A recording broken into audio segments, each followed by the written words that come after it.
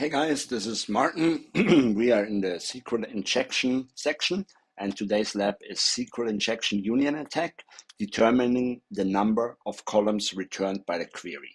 So in this lab, we have a SQL injection vulnerability in the category filter. And what we are going to do, we are not extracting data as yet.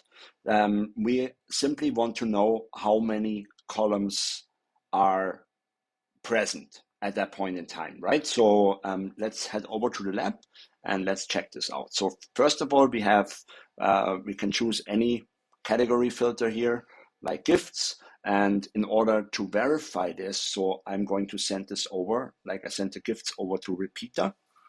And to confirm SQL injection vulnerability, I simply put a tick sign, hit send, and I get an internal server error. All right. So now I put in union select, and I try it first with one column, which I assign the nil value, and I terminate the SQL query with the dash signs. Now, in order for this to work, I will also need to URL encode this. So the plus sign in URL encoding stands for blank. And I try this, right? So I hit send and I get an internal server error. Okay, so that means that there is more than one column, basically. So let's add another column. So let's try, are there two columns here?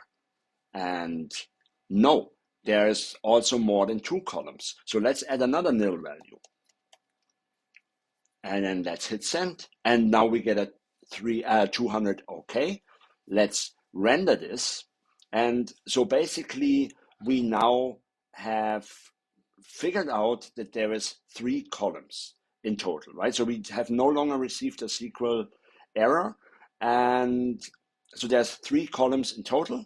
And if I go over to the lab, you can see I have solved the lab successfully because I determined how many columns are present. I hope this makes sense, and I'll see you in the next video.